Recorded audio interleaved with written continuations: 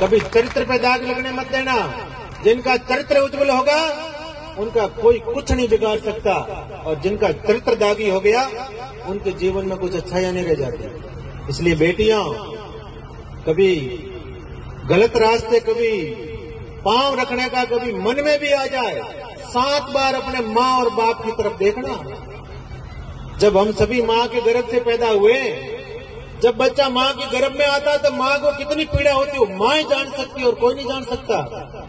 ऐसा विज्ञान कहता है कि एक माँ जब अपने बच्चे को जन्म देती है उस समय शरीर की 20 हड्डियां टूटे, इतनी पीड़ा होती है माँ को। और माँ सहन किसके लिए करती है? अपने बेटे और बेटी के लिए सहन करती है। इतनी पीड़ा सहन करने वाली माँ की आंख में आंसू आ जाएंगे, कोई संतान सुखी नहीं हो सकती। इसलिए माँ को कभी दुखी मत होने देना, पिता को कभी दुखी मत होने देना। सज्जनों, संसार में 2 सत्ताएं हैं जो अपने से आगे बढ़ना देखना चाहते हैं। एक पिता है, आप सभी यहाँ पर व्यापार करने गए, वहाँ पर कोई आपके पिताजी की संपत्ति लेके नहीं गए थे। आप यहाँ पर मजदूरी करने गए थे, कठोर परिश्रम करके आप वहाँ सफलता प्राप्त की है।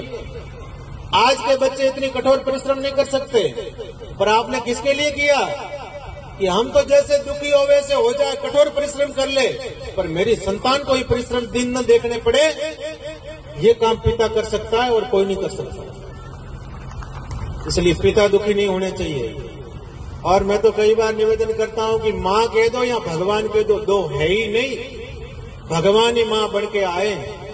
संसार में हमारे से कोई थोड़ी उम्र में बड़ा होता है, उसको भी हम जिकारा देते हैं, देते नहीं देते? बड़े भाई साहब होते हैं तो बड़े भाई साहब कहेंगे, पर माँ को कोई जिकारा नहीं देता है। एक तो भगवान को कोई जिकारा नहीं देता, एक माँ को कोई जिकारा नहीं देता। इसलिए भगवान ही माँ बन के आए, इसमें कोई दो राय नहीं। अरे माता का कर्जा कोई उतार सकता है क्या?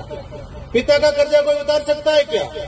शास्त्र कहता है कि अपने चमड़े की जूती बना के माँ बाप को पहना दो तो भी कर्जा नहीं उतरता है। तो क्या कर सकते हैं हम कर्जा माफ करवा सकते हैं। माफ कैसे करें? वो हमारी सेवा से प्रसन्न हो जाए तो समझो हमारा कर्जा माफ हो गया।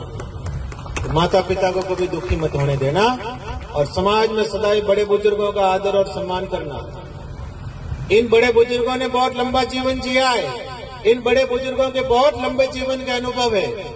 इसलिए कोई भी समाज में कार्यक्रम करो, कोई भी कार्य करो, इन बुजुर्गों की देखरेख में करना। कहीं भी हम असफल नहीं हो सकते। जिस भी कार्य में हाथ डालेंगे उसमें हमको सफलता ही मिलेगी। उसका एक उदाहरण देता हूँ।